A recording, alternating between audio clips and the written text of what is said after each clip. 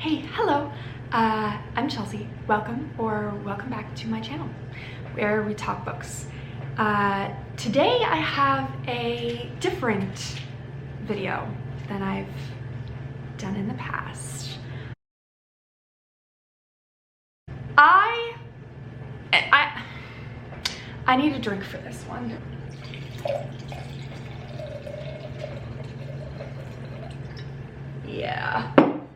Yeah, we need a drink for this one. I don't even know where to begin. I read my first fanfic.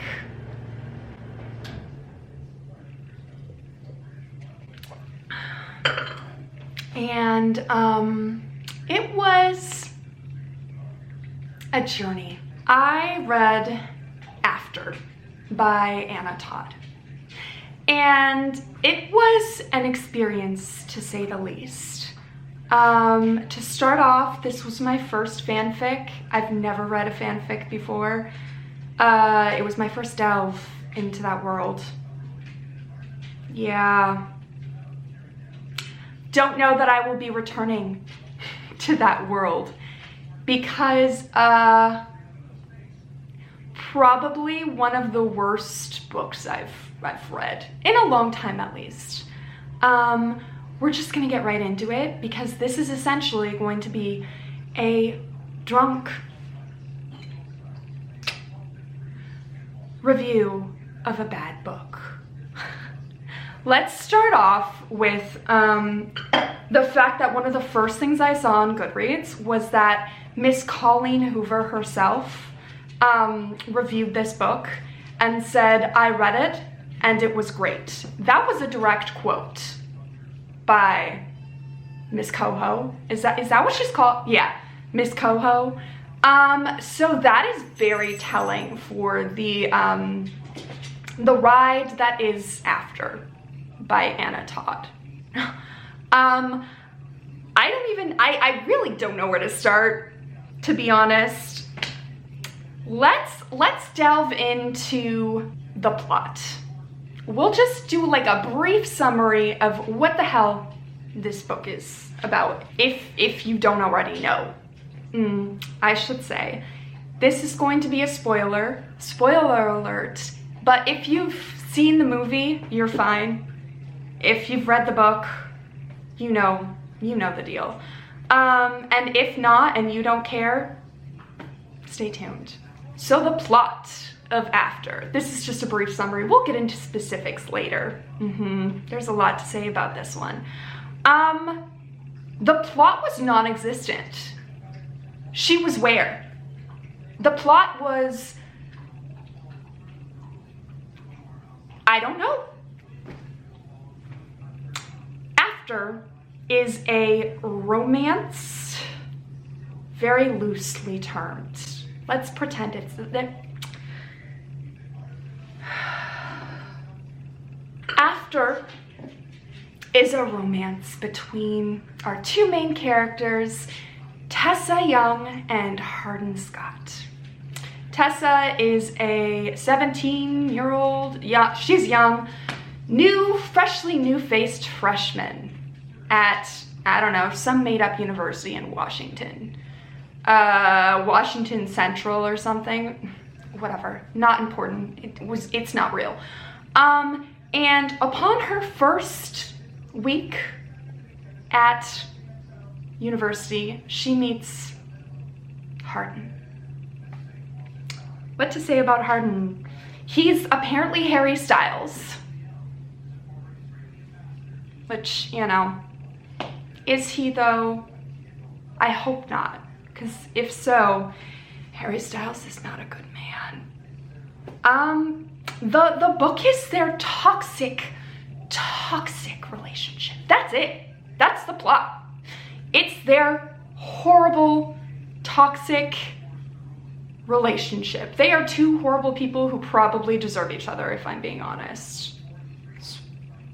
Yeah, that was the plot. A toxic relationship. It was like Tessa and Hardin arguing. Just like back, like, oh, I hate you, I love you, I hate you, I love you, Yeah, that was the plot. Guess we'll get into characters. Let's set the character scene up for you. Tessa Young. Not a fan. Not a fan. She was portrayed as like innocent, pure, not like other girls, you know. She was very, she felt very out of place compared to the other girls that were in university. She and her mom don't have the greatest relationship. Her mom is extremely possessive and judgmental. Like, Tessa entered the room to, like, her dorm room, and they met her roommate, Steph. The first, like, words out of her mother's mouth were, oh, we're getting you a new room and a new roommate. Because her roommate was dressed slutty. We'll get back to that, because Miss Tessa, she is the most judgmental, slut-shaming character I have ever read. She was just so judgy about everybody, but like it got to the point where it was like every person she met, she had some judgmental comment to make. To herself, she never made this to the people. She never, like, you know, would say it outright. But she was just, Tessa, get it together. How are you gonna, like, socially, how are you gonna do anything when you're acting like that? Like the classic conservative, pure girl that she is, she doesn't party, she doesn't drink until she does. She literally comes in, and her roommate Steph, who honestly I didn't hate, you know, she wasn't great at the very end, but I didn't hate Steph. I thought she was kind of cool. She was nice to Tessa, which is, you know, like, considering Tessa, that was nice of Steph, and invite her to parties, which Tessa wasn't going to be going to without Steph, and then she wouldn't have met Hardin. But anyway, so she's like, you know, I don't party, I don't drink, I'm here to study, not like other girls. It was nauseating. Anyway, so, you know, her party-loving roommate is Steph, who was actually kind of cool. Tessa also has a boyfriend named Noah, who is a year younger than her, so he's still a senior in high school. Ooh, this man! I mean, like, I wasn't a fan of Noah, but apparently neither was Tessa, because she treated this man so horribly. We'll get into specifics when I discuss the plot and what happens in this book, but Noah was done wrong by Tessa. Yeah. But anyway, yeah, she's got a boyfriend, Noah. He's needy. he's needy. He wears Gap sweaters. There was literally a scene where Hardin comes in and he's like, obviously rude, because that's just Hardin's personality. And he looks at Noah and he goes, nice sweater. And Noah's like, thanks, it's the Gap. Because he's such a loser. He's such a geek. But you know what? It's okay. God, that wine smells disgusting. It is what it is, Noah. She and Noah have been dating for 2 years. And they have never gone past, like, making out. Like, she is the definition of a virgin. She has never done anything more than, like, maybe, I think she said that, like, for 5 seconds at one point, Noah, like, touched her over the shirt, like her boobs. I mean, they were in high school. Okay, we'll just let that one pass. But yeah, that's I believe they were waiting for marriage Tessa has her whole life planned out, including the fact that she wants to wait till marriage. Spoiler alert, once she meets Hardin, that is out the window. Waiting till marriage, gone. Almost immediately. But yeah, we'll just wait for that one. Yeah. I mean, her character was just pretty horrible. Like I said, she was so judgmental of others, including Hardin. She was just, in general, a very annoying character. Like, nothing, there wasn't really anything redeeming about her. Nothing that, there was also no character development for her.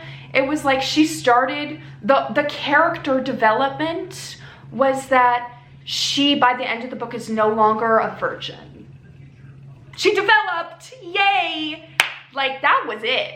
She, personality-wise, the person she started is the person that she ends up being in the end.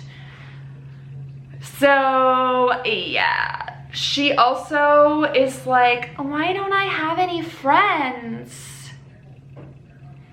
Because you slut-shame, girl. Like, I don't really know. I know this is a fanfic and that it was originally a Wattpad, and I don't know what year the original, like, Wattpad after version came out, but, like, was slut-shaming ever in? Was that, like, if this book came out today as, like, a modern book, it would not be, the slut-shaming would not be a part of her personality. Because it's not, like, she's supposed to be likable, from my understanding. Like, we're supposed to like Tessa. Nothing likable about her. No. Maybe I'll talk about Molly later. Because Molly, I have feelings about Molly.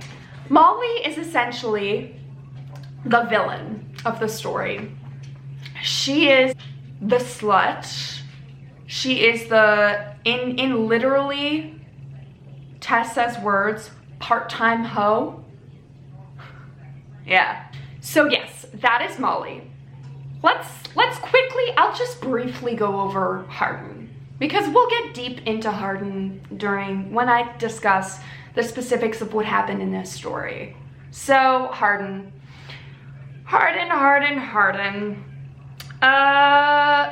is the main love interest. Hardin is Harry Styles in this fanfic scenario. And he is a hot mess. This man. Are we supposed to be, like, thirsting after him? Is he am I supposed to be attracted to Hardin when I'm reading about him? Am I supposed to be shipping Hardin and Tessa? Because I'm not. I don't think anyone is. Hardin is described as goth. He's got tattoos. He's got piercings. He's got the whole, he's like goth punk, which, like, is that Harry Styles? He's got tattoos, sure, but, like, goth punk? It's not, I don't picture Harry Styles. It's okay. I don't know what Harry Styles this is based off of. You know, Harry Styles from, like, 2010 and Harry Styles 2024, very different Harry Styles. You know what, let's not get into Harry Styles, even though this is a Harry Styles fanfic. Yes, he is described, like, the tattoos are often described by Tessa. She's always like, oh my god, he's got tattoos, yuck. Like, she doesn't like people with tattoos. He's goth / punk, but also a frat boy. That doesn't add up. And like all good love stories begin. Classic. Yeah. Hardin does not do relationships. No, he doesn't do girlfriends. He's one of those. Yeah. I mean, obviously throughout the book that changes, but we see where we're getting there. This is very cliche. We'll just, yeah, it's cliche. All right, I'm not gonna get into the specifics about why Hardin is so bad. We'll get into that once I describe the romance and the contents of this story, which we might as well just get into right now. So basically, Tessa and Hardin meet. It's almost insta-love, I guess. They have a love-hate relationship throughout this entire thing. Yeah, so they meet through, Hardin is her roommate's friends, like Steph's friend. They meet almost immediately, like within the first 2 days. And Tessa is attracted to Hardin, even though he has tattoos and piercing. Yeah, they meet, and then Tessa is invited to a party at a frat. But she's like, no, I don't do parties. She'd never had a drink before because she's pure and innocent and perfect. Anyway, she goes. She is somehow, Steph talks her into it. Also, like, college experience, you know? Let loose, Tessa. So she goes, and one of the first things they end up doing at this frat party where Hardin lives at the frat is play truth or dare. Now, this game comes up at least 3 times in this book. Like, do college kids still do that? Truth or dare? It feels more like a teenage, like, high school thing. But okay, all right. It's been a while since I've been in college, but I did not play truth or dare in college. It's like more like beer pong and flip cup. But I guess, you know what, you can't, this story develops through the truth or dare situation. So she plays truth or dare with these people because everybody's doing it and she's kind of pressured into it, you know. Peer pressure, welcome to college. And so, sorry if I'm yelling, I feel like I'm yelling because I'm so passionate about it. Yeah, so they play truth or dare, and Tessa is dared to take a shot of alcohol. And she's like, no, I can't. I've never had a drink before. No, guys. She does take a drink. She takes a couple of drinks. And then, like, she gets tipsy. She's drunk. Oh my God, guys. White girl wasted is essentially Tessa. But anyway, during this truth or dare game, and somebody was like, Tessa, are you a virgin? Everybody was like, oh my God. Seriously, college students? Okay, anyway, so she's like, oh my God, I'm so not like other girls at college. So they find out she's a virgin. It's a weird reaction. There are some looks exchanged. Oh, Hardin is here, by the way. He's playing truth or dare. He's just not drinking alcohol. Because fun fact about Hardin, he's sober, except when he's not. Hardin does not drink alcohol, except when he's angry. Because he does drink alcohol. He just doesn't really like doing it at frat parties. Like, he doesn't like doing it in front of other people. He likes doing it in the darkness of his own room where nobody can judge him because he drinks a lot and then he gets angry and then he breaks things. That's Hardin. Red flag number 1. Okay, I'm definitely yelling too much. This is too much. So yeah, they all find out she's a virgin. Oh my God, surprise. And then other things happen that night. Not important. We're just gonna skip right over to, so Hardin and Tessa immediately kind of get off on the wrong foot. She's judgmental and he is rude. He is rude, not just to her, and he is rude to her the entire book, whether they're in a relationship or not. He is rude to everybody. This man has a stick up his ass or something. Something is wrong with Hardin. Something is wrong with that man. Because he is mean and cruel and rude to his friends, to his family, to his girlfriend, I don't know, like Tessa. He is just a, like, if I could compare him to someone, another literary character, shall we say, Scrooge. Ebenezer Scrooge. He's a Scrooge. Only not about Christmas, about everything. Not a great man.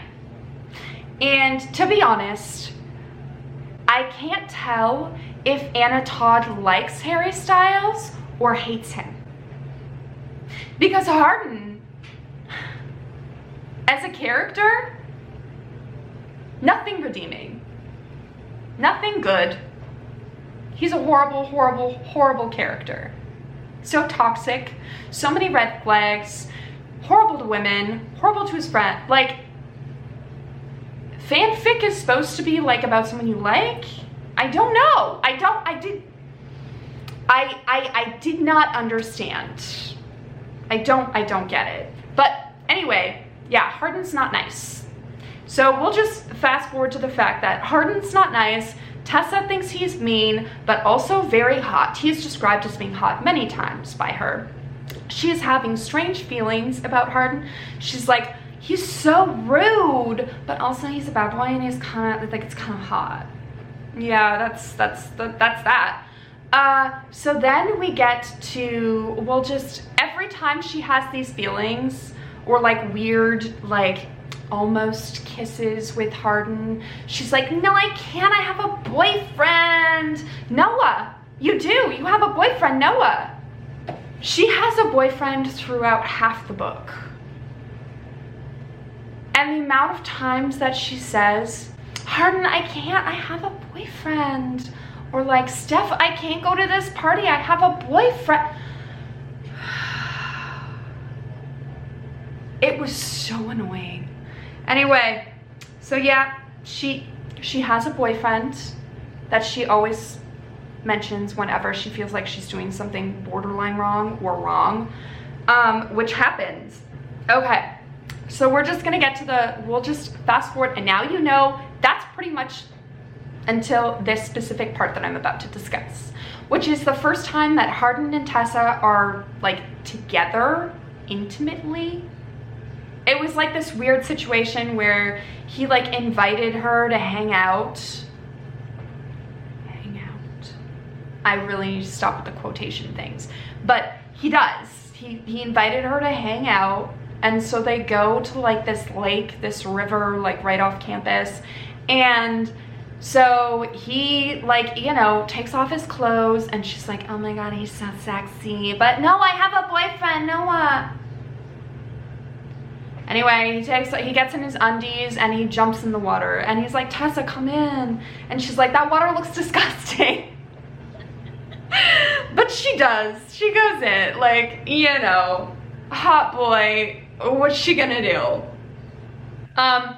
But she does. She goes in, and they get out, and they're all wet. You get where I'm going with that one.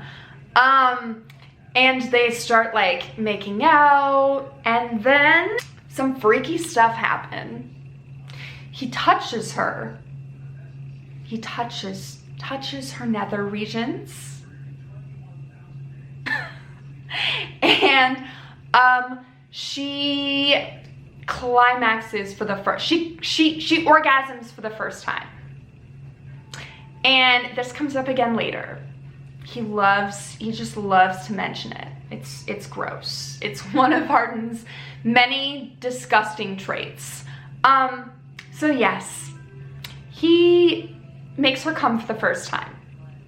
And then she obviously thinks, oh my god, this, like, we're in a relationship. And so they're in the car because he's like, let's go eat something. Again, sounding like a date, and she's like, I don't know what I'm gonna tell Noah. And Hardin is like, skirt, girl, what do you mean? What are you gonna tell Noah? And she was like, well, I have to break up with him. And Hardin is like, no,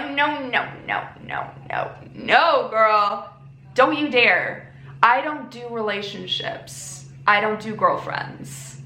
So if you're breaking up with Noah for me, don't. And then she freaks out But like, honestly, Hardin, this pure virginal girl, this pure virginal girl who has literally never done anything more than make out, and you do that to her, and then you're like, but I don't do relationships. What is she gonna think? She's obviously gonna think that you're in a relationship. She's never gone that far with it. Anyway, another one of Hardin's wonderful traits. He's just freaking stupid. She gets all upset that he said this, and she goes back to her dorm, and she's like, one of the many times that she's basically crying over Hardin. And then, you know what she does? She calls her boyfriend, and she's like, Noah, I miss you, come visit. Girl, Tessa, you were just about to break up with Noah for Hardin, and then Hardin is like, I don't do relationships. Oh, Hardin is British, by the way. I'm not gonna put on a British accent for you. I mean, he is Harry Styles, but yeah, no. But yeah, so she is like, Noah, I love you and I missed you and I want you to come visit. Okay. Noah is a good boyfriend, I guess, and so he comes and he visits, and it's weird and awkward. Everything about Noah is awkward, to be honest, including his friggin' Gap sweaters. But this man, I'm not sure if he might be like closeted gay. Cause like 2 years with this girl, he's 16. Like, does he not have hormones? I thought teenage boys were like super, you know, not him. Because she tries making out with him on the bed, and he's like, Tessa, we need to slow down, because she's all riled up about Hardin. Anyway, so yeah, she invites boyfriend to come and visit. While he's visiting, she gets a call from, oh yeah, so Hardin has a stepbrother, a soon-to-be stepbrother, Landon, who is also friends with Tessa, because all three of them have like an English literature class together, and they all sit together, they're all friendly, whatever. I mean, no, Hardin's not friendly, but Landon and Tessa are. And so Landon, who apparently is supposed to be Liam from One Direction, I don't see it, but okay. She definitely likes Liam better than she likes Harry Styles. Anna Todd, I mean. Anyway, so Landon calls Tessa, okay? And he's all like, Tessa, you have to come, it's Hardin. Her boyfriend is there, by the way. And he's like, you have to come, Hardin is flipping out, blah, blah, blah, blah, blah. He's all freaking out. So she goes because she's stupid. And she's like clearly got a thing for Hardin. She's got a hard on for Hardin. As if that joke hasn't been made before. And so, yeah, she goes to the mansion that they live in. Hardin's father is the chancellor of the university that they attend. Apparently you make a lot of money doing that, or at least you do in this book. And so Hardin lives in a mansion, or like his father does. He doesn't really like to, he's got daddy issues. So does she. I think that's where they bond. They both have daddy issues because both of their fathers were alcoholics. But neither here nor there. Okay, so Landon calls, she goes, and she arrives, and Hardin is wasted.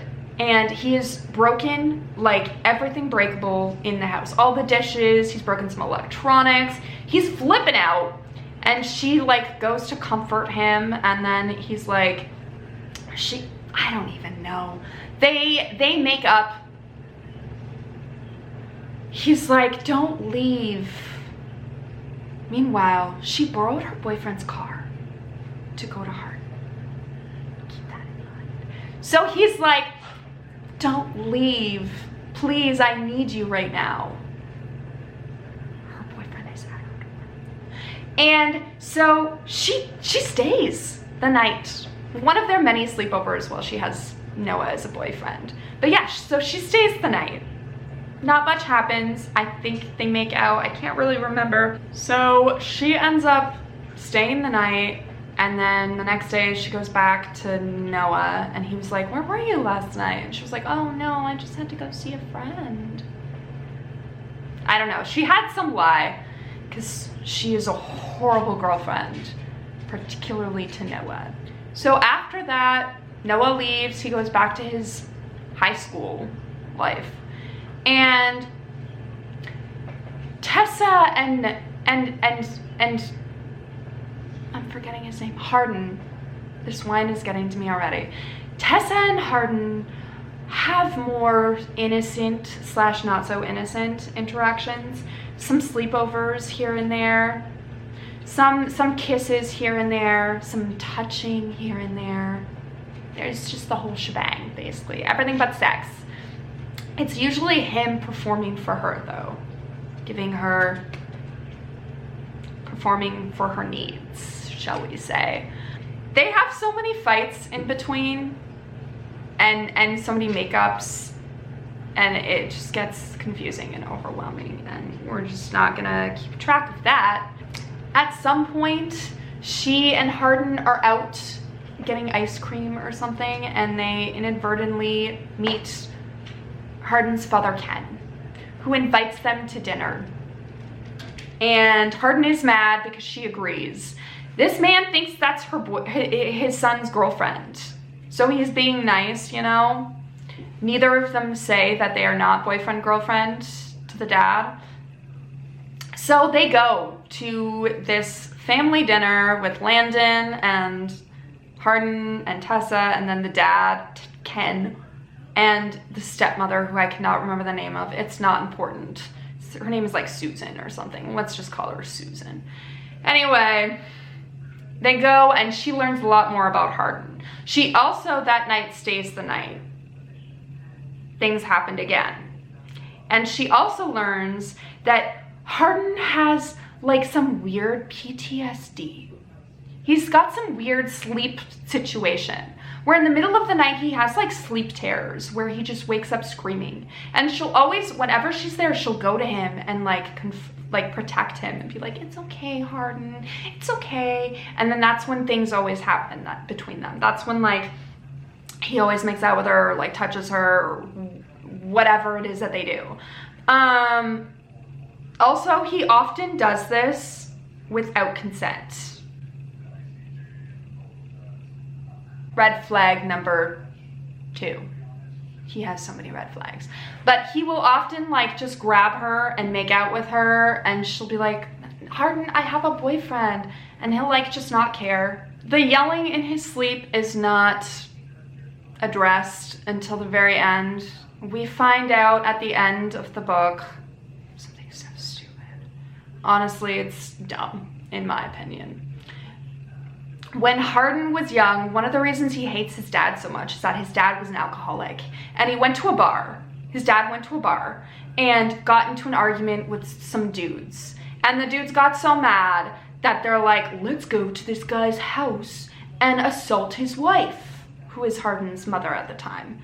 And so they go to the house where Hardin is with his mom. Hardin is like 7 or 8.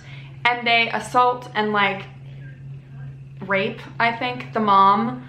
And Hardin blames his dad for that, essentially. Hardin witnesses this. I mean, that's pretty bad. Like, you know, that's not a nice thing for a child to witness.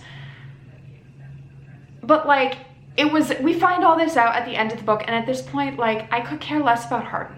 This like, as if this horrible thing that happened to him as a child makes up for all the other things that he does.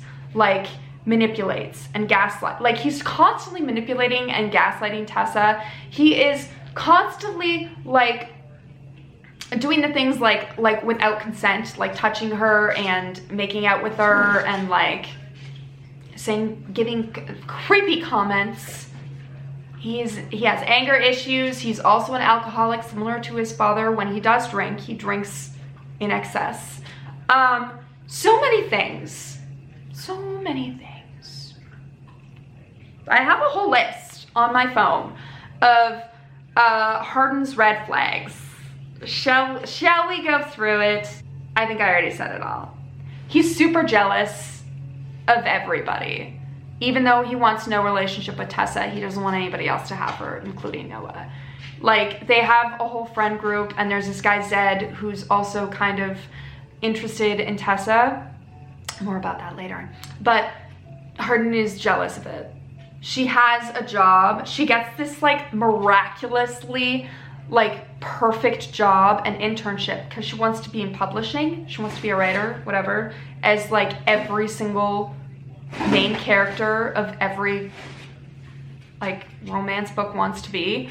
And she gets this like weirdly perfect, as a 17-year-old, internship at a major publishing agency that's paid, where she reads manuscripts. That's not how that works. 17-year. Anyway, and there's this guy there, Trevor, and Noah. I mean, not Noah. Noah, poor Noah. Hardin is very jealous of this Trevor man and is quite rude upon their first meeting. But anyway, so yes, so many red flags. He's a love bomber. He's very possessive. He doesn't treat women well. Let's just say that. I mean, he's not physically abusive, but emotionally very abusive. So back to the, I'm all over the place, man. So yeah, back to the night where she finds out about his like night terrors or whatever. She goes in, she comforts him. He starts touching on her or whatever. And so she once again comes. He at one point in this story makes a really weird, creepy comment about how excited he is that he is the only person to have ever made her come, including herself. She's never even masturbated before because she's so innocent and not like other girls. Anyway, I can't remember if this is where he says it or if it's later on when they actually do have sex.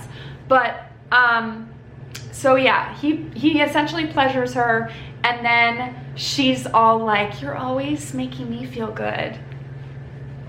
You're always making me feel good. I want to do something for you. You know, nudge, nudge, wink, wink. And she's all like, what do you want? And he's like, I want you around me. He's essentially saying he wants a blowjob. And so just as she's about to give it to him, his phone rings. Who is it? Part-time hoe Molly. I did mention her very quickly. Molly is basically someone that he used to hook up with. Like, I don't know why she's such a threat to Tessa when like Hardin doesn't do relationships. So like, it's not like he was ever in love with Molly or like their relationship was serious. Shh. It was just hooking up, but she's very threatened by it. She is so rude to Molly all the time. She called like the part-time hoe. When I read that, I didn't read it. I actually listened to this as an audiobook, and the reader with the British accent, very in and out. Sometimes he had a British accent, sometimes he didn't. That's another story. It's okay, you can't be perfect, honey. But anyway, yeah, so when she said part-time hoe Molly, it made me giggle. I don't know why. She was so mean to Molly though. She also one time was like, Molly came literally wearing like a skirt and a tank top, and Tessa was like, oh, she must have hit her skank quota for the week. Girl. I mean, she has a serious vendetta against Molly. But anyway, tangent. So yeah, they are interrupted rudely. Their sex time is rudely interrupted by a phone call that Hardin takes, and it's Molly. And obviously Tessa is pissed. Tessa's not happy. So Tessa is like, I'm out of here, I'm leaving. Yeah, she's upset, he's moody. He ends up taking her home to her dorm. While they're in the car, they're still fighting over it. And they're going back and forth about it. She's all like, leave me alone. Like, I don't want to see you anymore. La la la la la. Classic Hardin Tessa fight right there. Basically her whining and him being moody. So many arguments. That was this entire book. They get into a fight and she's all like, oh my God, leave me alone. I don't want to see you anymore. And then he says something that really pisses her off, which is, you say that now, but by the weekend, you'll just be in my bed. Oh, burn. And it's kind of true though. Like, at this point also, note, at this point she is still dating Noah. She's cheating on him half of this entire book. But this is where it gets really, so she's back at, she is pissed at what he just said. So she runs out the door. She is like at her dorm and she's like all upset about it. She walks in. Who do you think is there waiting? But her boyfriend, Noah. He's there because he had come to visit her and she had left him to go see Hardin. And then they got all in this situation. Good Lord. So yeah, Noah is there and he's all like, Tessa, where were you? I was calling you. I was texting you. I was la la la la la, you know, because he's very needy. Poor needy boy. And she was like, what? I didn't get any of those text messages. And then just as she says that, who do you think comes in but Mr. Hardin? And he's all like, Noah, what are you doing here? And Noah's all like, is this who you've been hanging out with? And she's like, oh my God, I've been caught. Ah. Anyway, it's essentially what happened. But then she looks at Hardin and she's like, did you erase my phone? Did you look through my phone and erase the text messages from Noah and like the calls that he made and all this crap? And he didn't even deny it. He's like, yeah. This man is literally like, and what about it? Anyway, so it doesn't even get addressed really. He's just like, yeah, I did it. Because then he goes into being like, Tessa, I care about you. I want to be with you. Screw the whole, I don't want a relationship, I don't do relationships, yada, yada, yada. Like, she met his parents at this point. So he's all like, I feel myself falling for you, blah, blah, blah, blah, blah. He essentially is manipulating her into being in a relationship. And you know what she does? With Noah in the room, like Noah and Hardin almost get into a full-on fist fight over this girl, over Tessa. Not worth it. But okay, whatever. Anyway, anywho, so yeah, he's basically professing his love to Tessa with Noah in the room. And Noah's all like, oh my God, like, no, you need to leave. No. And then, so Tessa listens to this whole spiel that Hardin gives, and she turns around to Noah and she goes, you should leave.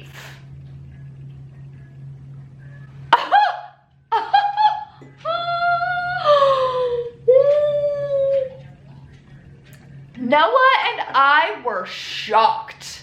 We were both like, what? Like, of all the times she could have broken up with Noah, this is how she chooses to do it. Tessa. Damn girl. She breaks up with Noah to be with Hardin right in that moment. She's like, Noah, you should leave because I'm gonna play around with Hardin. So yeah, she breaks up with Noah and then she gets together with whatever his face is, Harry Styles. I mean, she spent half the book cheating on this man and then that's how she chooses to break up with him. She's something else, I swear. Swear to God, this woman. So yeah, finally, Tessa and Hardin, I keep forgetting his name. Harry Styles. Tessa and Harry Styles are dating. Whoopee! Finally. Like, they're officially dating. Although he doesn't want to tell anybody that they're dating. None of their friends know that they're dating. but that'll come back later. You just wait. So yeah, they're dating for 1 week, okay? 1 week before they go to a party together. Once again, truth or dare is played. Like, why? It's played like 3 or 4 times in this book, I swear. That is not, I think in college you're a little too old for that, but you know, it's a drinking game. They're whatever. At this point in the book, I am losing it because they've been dating for 1 week. It's been going okay, okay? They've had like a tiff baby. But she's feeling off about this party, okay? And so Zed, who I mentioned earlier, what is his name, Zed? Zed. Did I mention him earlier? I can't remember. Zed is the other friend of their weird group. Zed, yeah, he's also into Tessa, okay? So at this truth or dare party, somebody dares Tessa to make out with Zed. And because their friends don't know that they're dating, Hardin is like not happy about this. And he's like, oh, Tessa, you don't have to if you don't want to. That was my British accent. We're at that point. Yeah, he's like, you don't have to. And she's like pissed at him for, I can't remember what reason. God only knows. They've been on so many fights at this point. I'm losing track. I don't know what she's upset about. But she says, okay. So she makes out with Zed. Hardin is pissed. So then somebody else, oh, Molly dares Hardin to kiss her. Like, Molly dares Hardin to kiss Molly. And he does. And Tessa is pissed. So essentially, after this whole fiasco, they go on a break. We're on a break. Ross and Rachel. Yeah. They break up. And so literally the next day, okay? Because that night Zed had asked her out on a date and she was mad at Hardin. So she said yes. And then the next day, she goes out with Zed. Girl, you just broke up with Hardin. Who's the slut? I don't know. Because she is so judgmental about all these other women. But this is like slutty behavior. Like, girl. Next day. Anywho, they go on a date. Hardin is upset about it.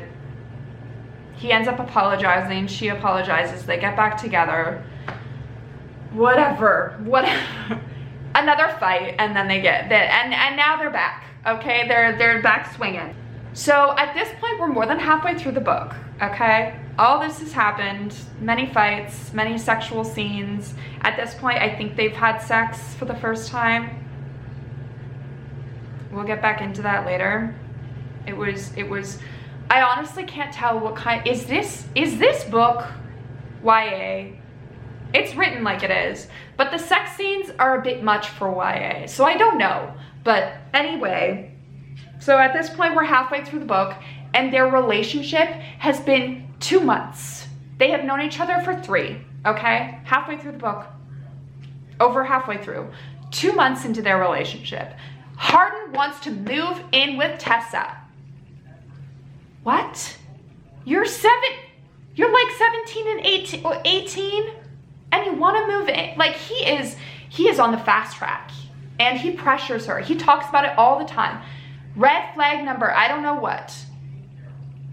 He is just so persistent, and he's like, we should move in together. We should move in together. We should move in together. Until she finally breaks and agrees to move in with him. They get an apartment, okay? They're living together. She's left the dorm. She's no longer roommates with Steph. They're still friends, apparently, but she never sees her. Anyway, it's a weird friendship. Anyway, they're living together. She's so excited to be having their own space. Whatever. She's so excited to be living with Hardin. 1 week living together, okay? Not even. I don't think it's even been a week. And you know what happens? Hardin's like, oh, I'm gonna go out to work. Because apparently, it's at this point, she learns that he has a job that he's never told her about. These two people know nothing about each other. How in love. Apparently. They say they're in love many times by this point. Anyway, he has a job that he never told her about, and she finds out about it when he's all like, oh, I'm gonna go to the library and do work for my job, because he works from home for some publishing company because he also wants to be a writer. Are you with this? Are you sticking with the plot? So yeah, he's like, I gotta go to work, honey. And so he goes to the library, which is apparently where he does his work for his job, which he does when he's not with her, which is never. They're always together. So like, when does he do it? I don't know. Anyway, so he goes to work. She gets home from her internship and he's not there. Weird. She has dinner. She calls him, she texts him, nothing. She's like, where are you? Nothing. Crickets. He's ghosting her. He doesn't show up that night. Who knows where this man is? Probably with part-time home Molly. So yeah, he does not come home and she is peeved. She is so pissed. But she goes to work because she's like, this isn't gonna ruin my day, whatever. She goes to her internship, and while she's there, she still doesn't know where he is. He's still not messaging her. She gets home from work and he's there and he's drunk. And now she's even more pissed. She's like, where have you been? And he's all like, don't worry about it, babe. Literally with a glass of wine in his hand. And she's like, are you drunk? And he's like, yeah, what about it? I don't know. That's not, don't quote me on that. We're improving here. It goes something like that at this point. This whole review is so unhinged. I'm sorry. He comes home drunk. I mean, typical Harden behavior. Red flag number a billion. And he won't tell her where he's been. But he seems like he's been in a fight. Because he's a violent man. Red flag again. He is. He gets into fights. This is not his first rodeo in this book. He fought earlier with somebody. Anyway, so he won't tell her where he's been. She's really upset. They sleep in separate rooms. Shit. They sleep in separate rooms, but then he has another PTSD, whatever. He has a night terror. She goes to comfort him. This is where he tells her all about what happened in his childhood, about his father. And she's like, wow, he's really opening up to me, but he still won't say where he was. And he was like, you know, don't worry about it, babe. And she doesn't. She doesn't question him on it anymore. No more. Oh yeah, her mom finds out. Her mom does not like Harden because he has tattoos and she's very judgmental. She's essentially Tessa, only older. And mom is not happy. And basically mom and Tessa have a huge fight about it. Harden is there. Harden is spewing words at mama. Mama Young. And essentially Tessa and her mom's relationship is very much on the rocks at this point. Her mother calls her a whore because she's also a slut-shaming bitch. Again, apple doesn't fall far from the tree at this point. Let's get to the nitty-gritty of the very end. So final scene, okay? Harden is in the shower or something and his phone rings. And Tessa takes a look and it's like a text from like a group chat or something. Wait, is that what happened? I'm losing track. No, I'm wrong. This wine is getting to me. It was Molly. Molly texted her. Molly texted her. And she's all like, have you told Tessa yet? If you don't, I will. This piques Tessa's interest because she's like, he's not telling me something. And so she goes to where I would assume thinks that they are, the whole group, okay?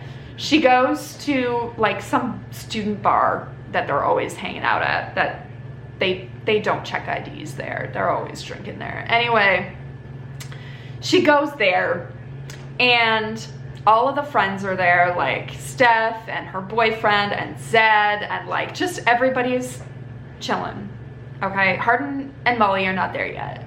It's just Steph. And so she goes and everybody's like, oh my God, hi, like come sit with us. We haven't seen you in so long. So she goes and she sits and they're like, where have you been? We haven't seen you at the dorms. Like, Hardin said that you changed dorms. Has she not spoken to Steph since she moved? Anyway, so they think that she's switched dorms and just never told Steph about it. Like, I thought they were friends, but whatever. Steph doesn't seem upset about it, really. Anyway, so she's like, has Hardin not? And then she's like putting the dots together and she's like, oh, Hardin hasn't told you yet. Yeah, no, she's pissed at Hardin, so she's just like, I'm just gonna tell them the truth. So she's like, no, I didn't switch dorms. Hardin and I moved in together. We're actually in a relationship. And everybody is like, oh, what? And at this point, Hardin and Molly arrive, okay? And so the whole story is basically told again, where it's like, oh my God, wait, what? Hardin and Tessa are like together? That's Molly, because she's the villain of the story. She's really not. Hardin is the villain. But we'll just, it's okay. It's okay. So, yeah, they all find out that they've been in a relationship for like 2 months and that they're living together. Everybody's pretty shook. And at this point, Molly in particular is like, This is kind of why I loved Molly. Because if it wasn't for Molly, Tessa never would have found out the truth. Here's the truth, okay? So, throughout this book, Hardin has been very secretive to his friends. He doesn't tell them much. But Tessa doesn't really think too much of it because Hardin is pretty in his own world. He's just pretty secretive himself, okay? But turns out there was a reason, okay? So that first night that Tessa and Hardin and the whole crew sort of like met and had their little fun truth or dare drunk game, and they learned that she was a virgin, piqued all of their interests, in particular Hardin's. So basically, after that, during that night, they decide to have a bet among the male friends. So Hardin, Zed, and some other dude that like doesn't really matter. I think his name is Jace. Hardin does not like Jace, and he didn't want Tessa anywhere near him. I think he was afraid that Jace was going to tell her the truth, to be honest, and he probably would have. Anyway, so we only meet Jace like the last 50 pages of this 700, 800 page book. Anyway, clearly he's not important. Maybe he's in the next book. I don't know, and I don't care. Not important. So they end up having a bet of who can take Tessa's virginity. Yeah, classy. And so he's telling this story, and he's all, someone had the idea to have this bet. And Molly goes, who, Hardin? Who? She calls him right out. And he admits, he's like, I did. I had this idea. So I forgot a very crucial part of the story. In order to prove that he won the bet, Hardin kept the used condom as well as the bloody sheets and showed them to his friends.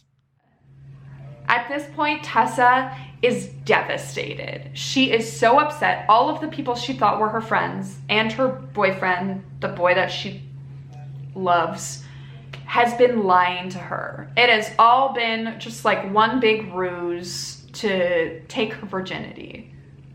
That's it. That is it.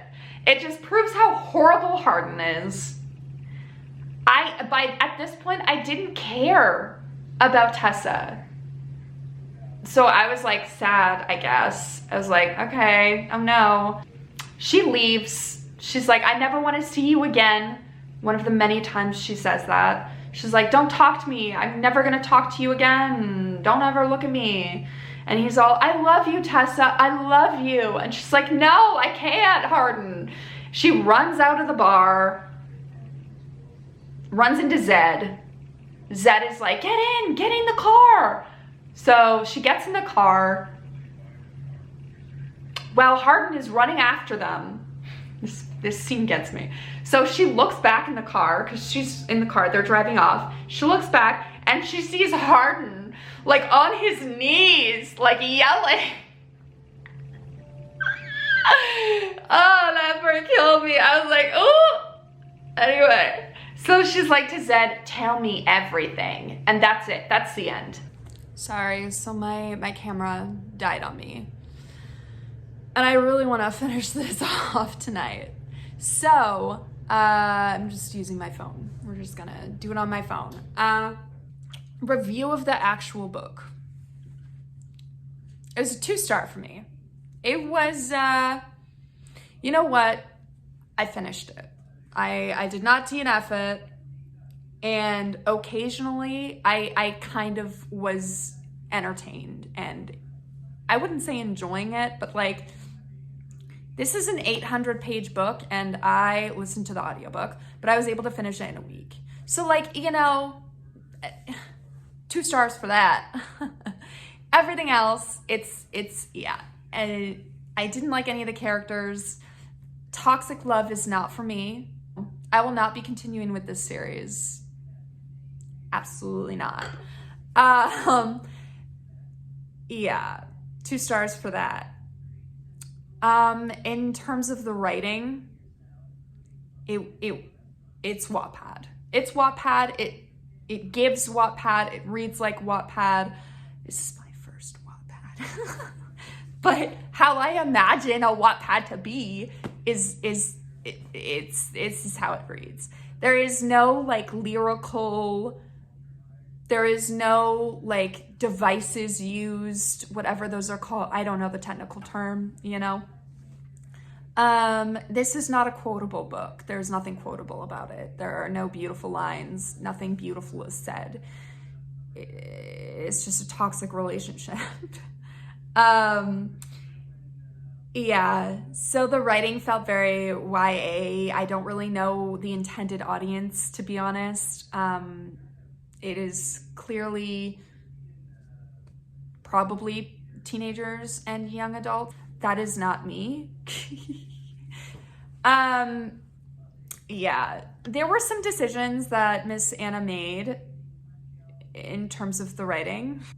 Yeah, she often would compare Hardin and Tessa to like famous, well-known love stories, love romances, as in like Jane Austen, Pride and Prejudice.